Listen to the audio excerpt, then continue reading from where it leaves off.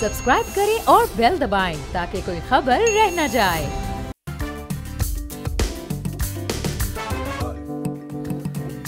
अस्सलाम वालेकुम नाज़रीन, आप देख रहे हैं बोल स्पोर्ट्स। मैं हूं सैयद रज़ी। नाज़रीन, इस वक्त अहमदाबाद के नरेंद्र मोदी क्रिकेट स्टेडियम में अफगानिस्तान और साउथ अफ्रीका की टीमें अपने आखिरी लीग मैच में मद्दे मुकाबले हैं और अफगानिस्तान की जानिब से आज टॉस जीतकर पहले बैटिंग का फैसला किया गया, जो कि काफ़ी हद तक साउथ अफ्रीका के बॉलर्स की जानिब से गलत साबित किया गया, क्योंकि एंगीडी, क्विटजी, महाराज की जानिब से दो खिलाड़ियों को आउट किया गया, जबकि एक विकेट फुलकवायो ने ली। और इस वक्त अफगानिस्तान की बैटिंग जारी है। 46वें ओवर का खेल चल रहा है और 200 रन बना लिए हैं 7 विकेटों के नुकसान पर अफगानिस्तान ने। और अफगानिस्तान की जानिब से अजमतुल्लाह की जानिब से बेहतरीन बैटिंग का मुजाहरा किया जा रहा है। वो इस वक्त 70 रन के साथ क्रीज पर मौजूद हैं और उनका साथ दे रहे हैं इस वक्त नूर अहमद। तो नाज़रीन, अफगानिस्तान के भी ऑलमोस्ट चांसेस खत्म हो गए हैं इस वर्ल्ड कप में आगे जाने के और जो कोशिश की जा रही थी अफगानिस्तान की जानिब से, बड़ी अच्छी कोशिश कहा जाए तो गलत नहीं होगा। अफगानिस्तान की जानिब से बेहतरीन क्रिकेट खेली गई इस वर्ल्ड कप में, कई अपसेट्स किए गए। मैं इन्हें अपसेट्स कह रहा हूं, लेकिन जो अफगानिस्तान के कोच हैं,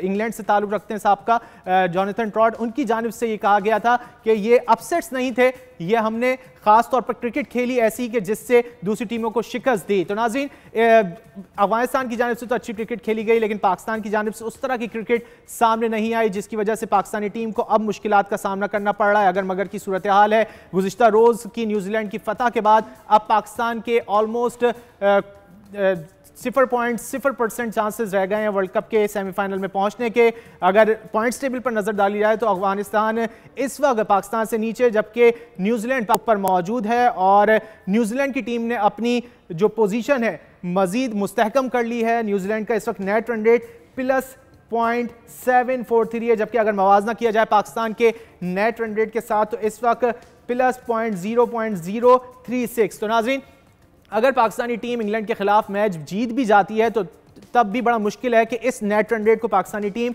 मैच कर सके। और ऐसे ही सूरत हाल अफगानिस्तान के साथ है। अफगानिस्तान अगर आज का मैच जीत भी जाती है तो भी अफगानिस्तानी टीम जो है वो सेमीफाइनल के लिए क्वालिफाई नहीं कर सकती। लेकिन नाज़रीन, इस तमाम तर सूरत हाल के बावजूद जो क्रिकेट एक्सपर्ट्स हैं वो इस वक्त भी जो है वो कुछ इक्वेशंस निकाल रहे हैं कि पाकिस्तान की जानिब से इतने रन बना लिए जाएं तो पाकिस्तानी टीम आगे चलकर क्वालिफाई कर सकती है अगर किसी एक महदूद स्कोर पर इंग्लैंड की टीम को आउट कर लिया जाए। ये पूरी इक्वेशंस क्या है, इस हवाले से एक रिपोर्ट तैयार की है, पहले वो देखते हैं। रिपोर्ट आपने देखी और इक्वेशन खासी टफ है पाकिस्तानी टीम के लिए और ऑलमोस्ट नामुमकिन है। लेकिन आज हमने देखा कि बाबर आजम की जानिब से प्रेस कॉन्फ्रेंस भी की गई, उस हवाले से भी हम बात करेंगे। लेकिन इस वक्त हमें ज्वाइन कर लिया है, स्टूडियो में मौजूद हैं स्पोर्ट्स एनालिस्ट नादरा मुश्ताक और इसके साथ हमारे साथ मौजूद हैं अली ज़िया साहब। आप दोनों का बहुत शुक्रिया। नाज़रीन, आज बाबर आजम की जानिब से जो प्रेस कॉन्फ्रेंस की गई उसमें बात की गई इंग्लैंड के मैच के हवाले से। उन्होंने कहा कि इंग्लैंड के मैच में जो नेट रन रेट की बात की जा रही है हम उसका ताक़ुब करेंगे। और उनकी जानिब से ये कहा गया कि मेरे ऊपर प्रेशर नहीं है, मैं 3 साल से कैप्टनसी कर रहा हूं, अगर किसी ने कोई मशवरा देना है तो मेरा नंबर उनके पास है, वो उस पर मशवरा दे सकते हैं। उन्होंने क्या कहा, पहले प्रेस कॉन्फ्रेंस पर नजर डाल लेते हैं। बाबर आजम की जानिब से वाज़ेह अल्फाज में कहा गया कि मुझसे अच्छी परफॉर्मेंस नहीं हुई, मैं उसे एक्सेप्ट करता हूं। उन्होंने कहा कि नेट रन रेट के पीछे जाएंगे, कोशिश करेंगे कि 10 ओवर्स में एक टारगेट सेट करें, उसको पहले अचीव करें, फिर उसके बाद बाकी टारगेट की तरफ जाएं। इसी वाले से बात करेंगे। हमारे साथ मौजूद हैं अली ज़िया और नादरा मुश्ताक। अली ज़िया साहब, पहले आपसे ये पूछना चाहूंगा, आप क्या समझते हैं, अब चांसेस तो आपके सामने हैं, 287 रन के जो हदफ है, टारगेट होना चाहिए दिमाग में पाकिस्तानी बल्लेबाजों के कि इतने रन के मार्जिन से शिकस्त देनी है, क्या ये मुमकिन है? अस्सलाम वालेकुम टू एवरीवन। वालेकुम सलाम। मुझे तो press conference of a defeated leader लगी, क्योंकि मुझे कोई मतलब समझ नहीं आया उनका, जिस लिहाज से Pakistan throughout the tournament खेला। How can you even think about that? और मुझे वो डिवाइन हेल्प बाय वो डायरेक्टर्स क्रिकेट जो है, मतलब just it was a mixture of excuses. लेकिन अली ज़िया साहब, कत्ता कलामी के लिए माजरत डिवाइन हेल्प कल आई थी और वो न्यूजीलैंड के लिए आई थी क्योंकि वो अच्छा भी खेले थे और ऐसा ही होना भी चाहिए। सही कहा आपने, वो वाकई डिवाइन हेल्प फॉर न्यूजीलैंड थी by Sri Lankan batting also, the way they batted badly I think in the middle. Overall वैसे श्रीलंका ने का कैंपेन ही है सारा, स्टार्ट में उन्होंने रन्स किए लेकिन बाद में नहीं। Anyhow, coming back to that press conference, देखिए मुझे ये समझ नहीं आती कि आप even with a brave face ना, आपके लफ्जों में ना कुछ मायने होने चाहिए, उसका कुछ लॉजिकल आउटकम निकलना चाहिए। लेकिन मिडिल में ये होता है, उधर वो होता है, ऐसे होता है। It wasn't convincing at all मेरे ख्याल में।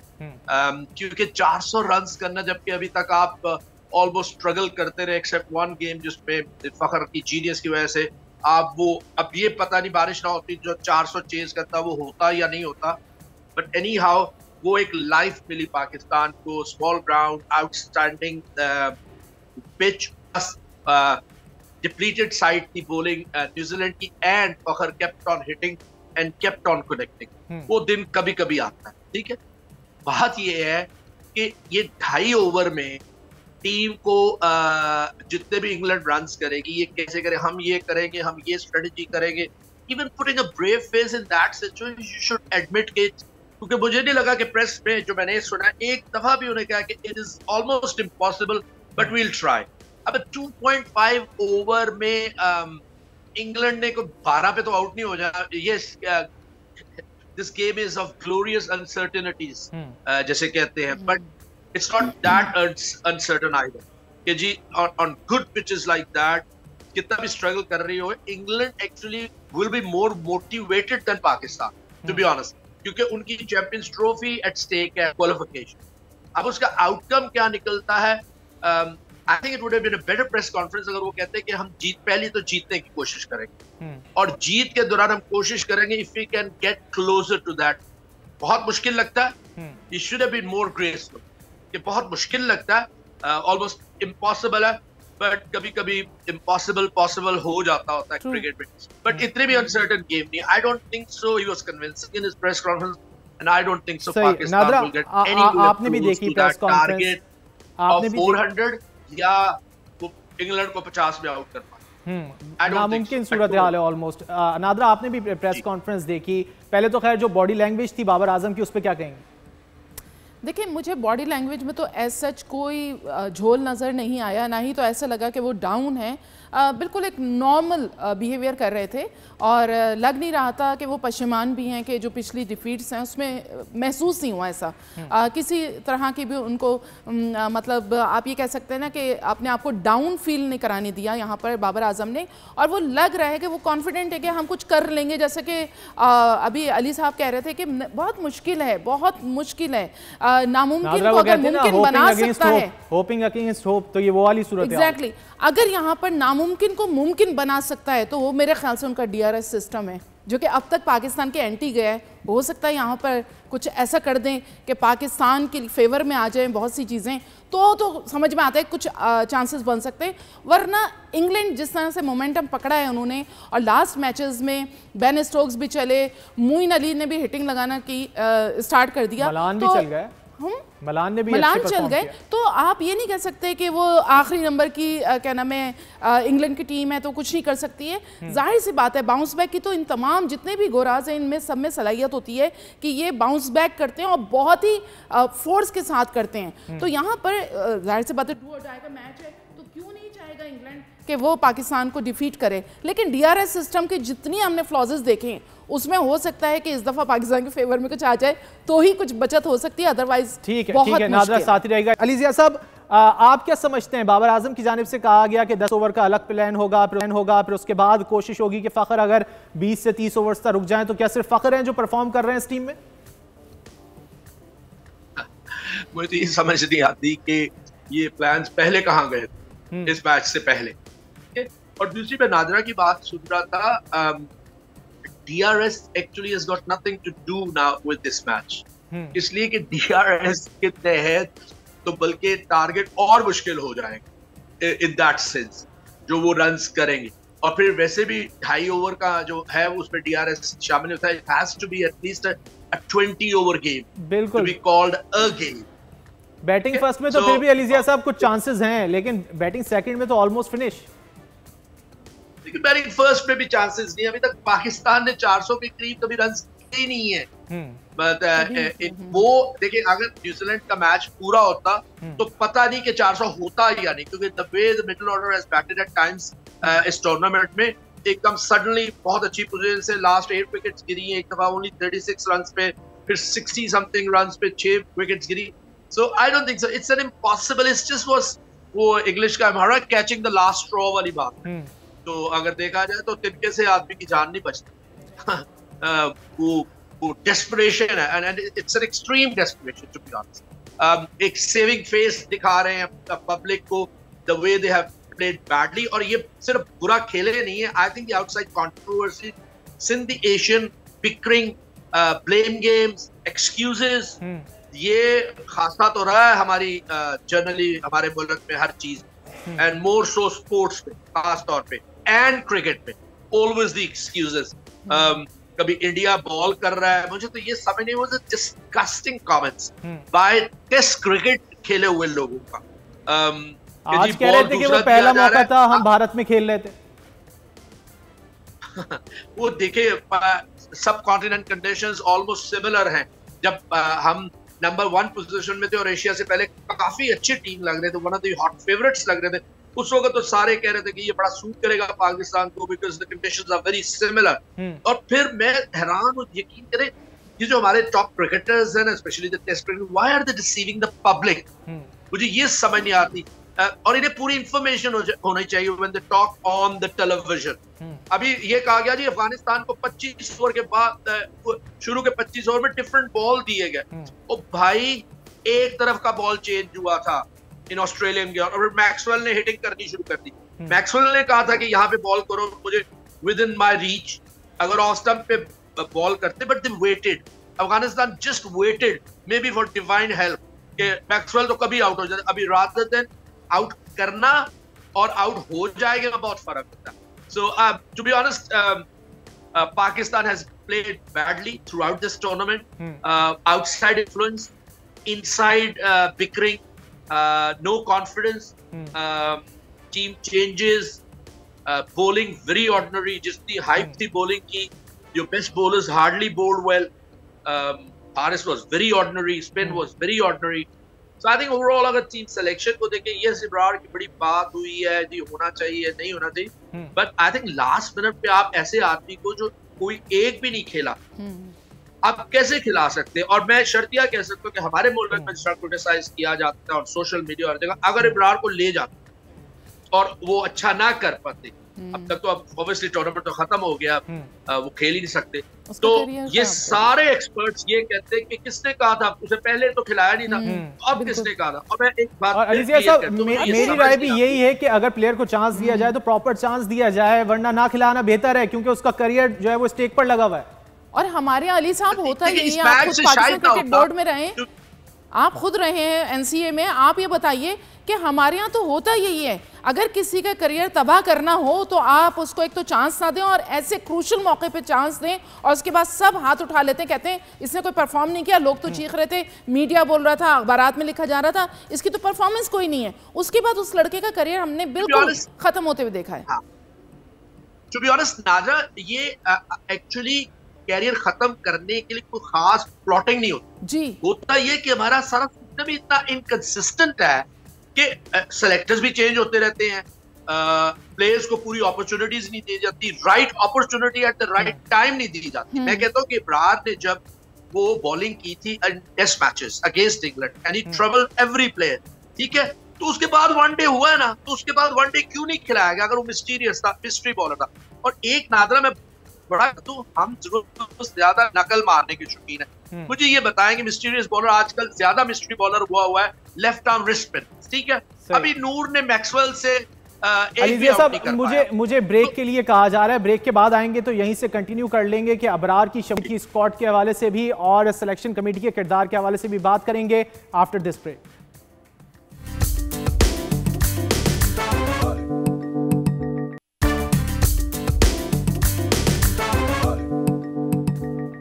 बोल स्पोर्ट्स में नाज़रीन आपको एक बार फिर खुशामदीद कहेंगे, और अहमदाबाद के नरेंद्र मोदी क्रिकेट स्टेडियम से अपडेट ये है कि अफगानिस्तान ने साउथ अफ्रीका को 245 रन का हदफ दे दिया है। तमाम खिलाड़ी आउट हो गए। उमर ज़ई अनफॉर्चुनेटली सेंचुरी स्कोर ना कर सके, वो 97 रन के साथ नाकाबिल शिकस्त रहे। जबकि साउथ अफ्रीका की बॉलिंग की अगर बात की जाए तो कोइट्जी ने सबसे ज़्यादा 4 खिलाड़ियों को, जबकि महाराज ने 2 और इसके अलावा फुलकवायो ने 1 और इसके अलावा एंगीडी ने 2 विकेटें हासिल की।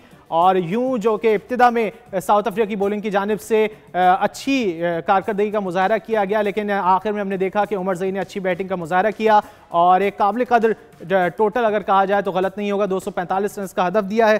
खैर, coming back to Pakistan cricket, नाज़रीन में ब्रेक पर जाने से कबल जब हम बात कर रहे थे तो अली ज़िया साहब गुफ्तगू कर रहे थे अबरार की शमूलियत के हवाले से। अली ज़िया साहब, आप क्या समझते हैं जो स्क्वाड इस वर्ल्ड कप के लिए रखा गया था पाकिस्तान का, उसमें अबरार को शामिल होना चाहिए था? देखिए, यस एंड नो दोनों चीज। देखिए, अगर तो आप बहुत दलेर थे and just thinking out of the box, अगर आप ये समझते हैं कि इब्रार एक मिस्ट्री बॉलर है और इस वर्ल्ड कप में उसे होना चाहिए था, तो मेरे ख्याल में उसको उससे बहुत पहले ट्राई करना चाहिए। नादरा ने भी कहा कि हम लोगों के कैरियर्स को कई दफा खराब कर देते, इसलिए कि हमारा सिस्टम बड़ा इनकंसिस्टेंट है। आप ये देखिए, पिछले 6 माह में 4 डिफरेंट लोगों ने टीम सेलेक्ट की। उस पहले मोहम्मद वसीम 6-8 माह हो गए होंगे ज्यादा, मोहम्मद वसीम, फिर हारून आए, फिर in between the technical committee आए, फिर इंजमाम अकेले आए, फिर कुछ टीम सेलेक्ट हुई with Inzamam and his selection committee, अब तौसीफ है जो ऑस्ट्रेलिया के लिए कर रहे हैं। तो इससे पहले मैंने पहले भी कहा, जब इंग्लैंड वाले तंग हो रहे थे उसकी बॉलिंग से इन टेस्ट मैचेस, जो कि बल्कि आसान हो जाना चाहिए, वहां पे उसने आउटस्टैंडिंग परफॉर्मेंस दी। तो उसके बाद वनडे हुए, न्यूजीलैंड के वनडे हुए, तो आपने वहां क्यों नहीं ट्राई किया? Is a mystery bowler.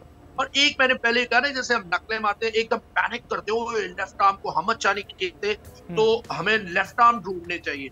आपको क्वालिटी बॉलर्स ढूंढने हैं और उन्हें ग्रूम करना है, make them a quality bowlers.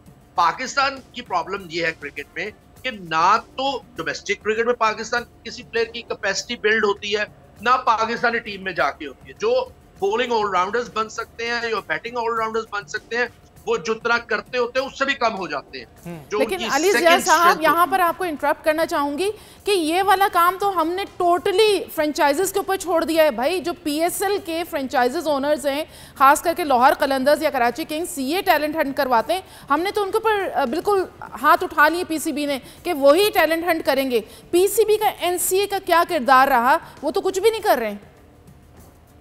NADRA absolutely right. मैं बहुत दफा कह चुका हूं कि ये पीएसएल के फ्रेंचाइज इन्फ्लुएंस करते हैं इवन इन सिलेक्शन। मैं इसको ज्यादा नहीं बहस करूंगा, लेकिन आपने ठीक कहा, ये 4 साल से पहले सब कुछ हो रहा था। ये लड़के जो निकले हैं, जो खेल रहे हैं अंडर 19, एट टाइम्स बांग्लादेश जाके आप देखें, यही अंडर 19 टीम सभी अजहर लेके गए थे, यही टीम अवे गेम्स में 4 डे भी जीती और वो भी जीती, ओडीआईज भी जीती। मैं इसको क्या आप लंबा करूं, बात यह है कि अगर आप ऑर्डिनरी लोगों के हवाले करेंगे, ठीक है, तो श्योरली ये प्रॉब्लम्स होंगी, क्योंकि 4 साल में तो कोई डेवलपमेंट प्रोग्राम नहीं हुआ। 2 program, hundreds, what does 100 mean? एक तो नाम में भी हम नकल मारते हैं, यदि इंग्लैंड में हंड्रेड्स हो रहा है, हम भी हंड्रेड्स कर सकते हैं। आपको काम करने के लिए कंटिन्यूटी चाहिए। देखिए कि जितनी भी सिलेक्शन कमेटी आती है, आप भी सबको ऑब्जर्व करती रहिए। ये कहते हैं जी हमने एक के पीछे 3-3 लगाने हैं, और एक टीम तो पूरी बनती नहीं, और 3-3 कहां से लगाएंगे? उसका एक मेथड है कि आपने अंडर 13 पे लड़कों को आइडेंटिफाई करना है, अंडर 16 पे आइडेंटिफाई करना है, अंडर 19 पे करना है। Under 13 is your long term selection, under 16 and 19 are your medium term selections, and short term क्या है? Your domestic cricket.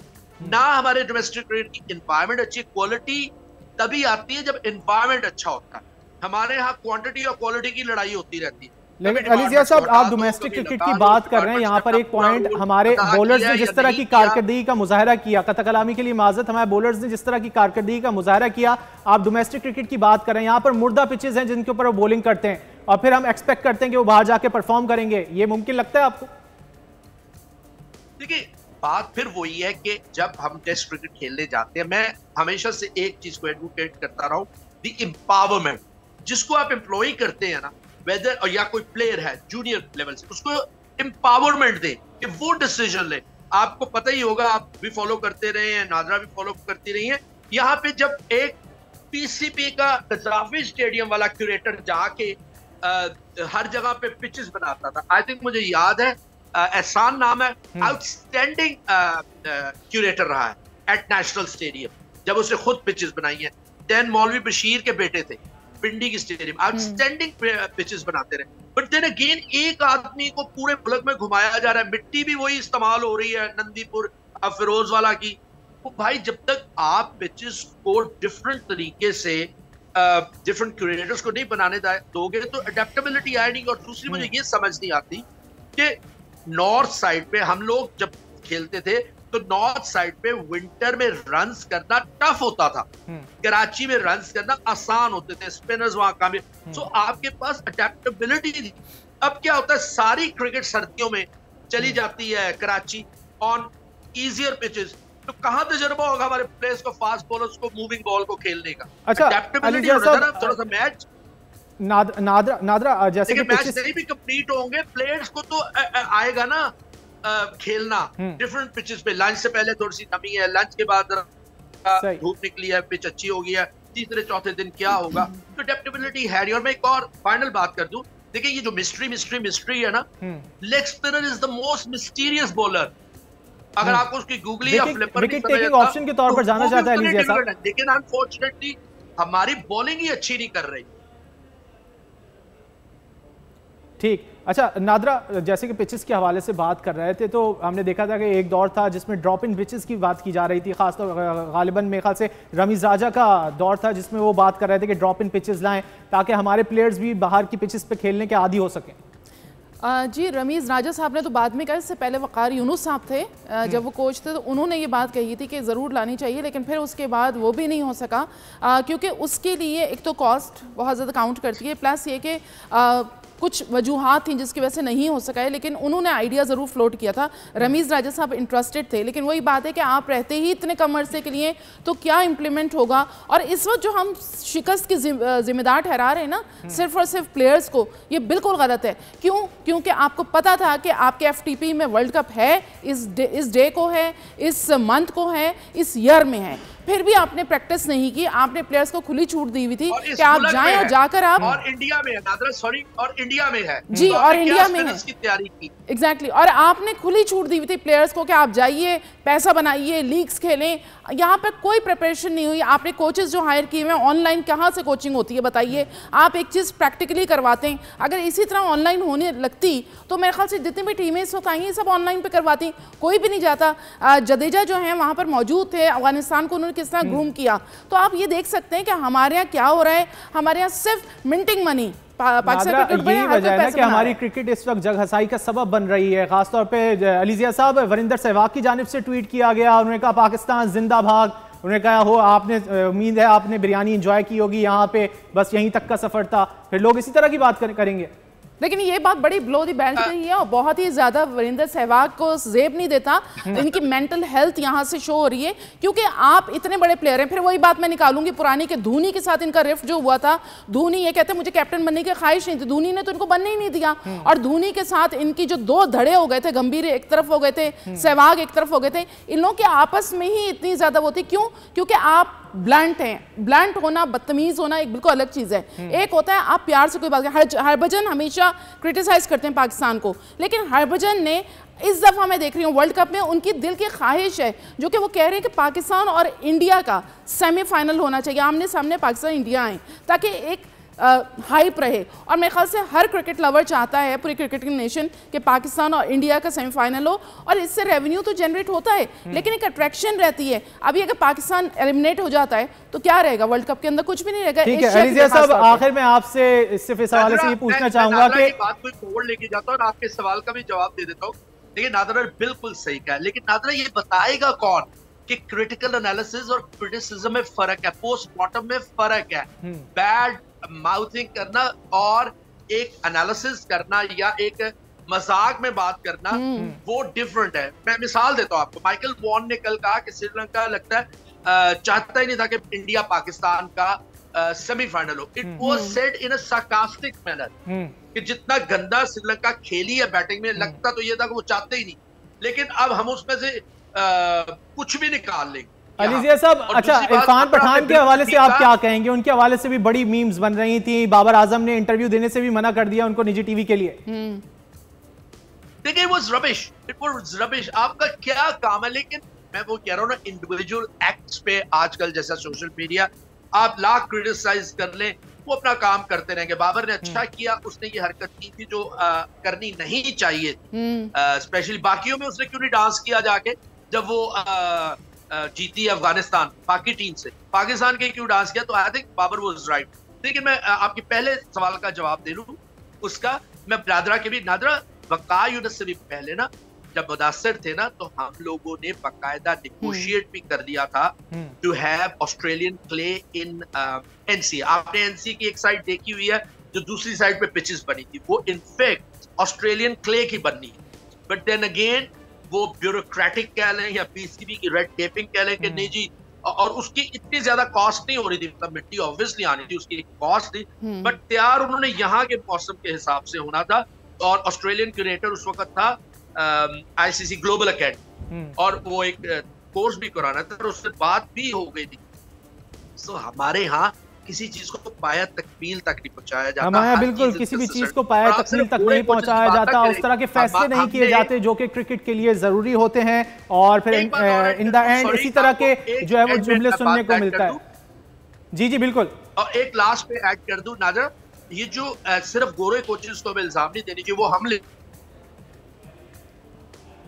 सही साहब और नादरा मुश्ताक हमारे साथ मौजूद थी। आप दोनों के वक्त का बहुत शुक्रिया। नाज़रीन, प्रोग्राम में आगे बढ़ेंगे और अब कुछ बात कर लेते हैं गिलगित बल्तिस्तान से ताल्लुक़ रखने वाले नौजवान खिलाड़ी फजल वदूद की, जो जकार्ता IFSC इंडोनेशिया में स्पोर्ट्स क्लाइंबिंग एशियन ओलंपिक्स क्वालिफायर्स 2023 में बैनुल-अक़वामी सतह पर पाकिस्तान की नुमाइंदगी करेंगे। इस हवाले से देखते हैं नदीम खान की रिपोर्ट, और इसी हवाले से बात करेंगे। फजल वदूद साहब हमारे साथ मौजूद हैं। फजल, बहुत शुक्रिया आपके वक्त का। फजल, गिलगित बल्तिस्तान के नौजवान वैसे भी खेल की सरगर्मियों के हवाले से बड़े जाने जाते हैं, बड़े मशहूर हैं, लेकिन आपको कैसे आलमी मुकाबलों में हिस्सा लेने का ख्याल आया? किसी उस्ताद ने तरबियत दी या अपनी ज़ाती लगन की बदौलत इस मकाम तक पहुंचे? बताइए कुछ इस हवाले से। Thank you so much again, बोल न्यूज़ ने जो है मुझे मदऊ किया और मुझे मौका दिया मेरे इवेंट के हवाले से। बोल स्पोर्ट्स से सैयद रजी को दीजिए इजाजत, कल फिर मुलाकात होगी। टिल देन अल्लाह हाफिज।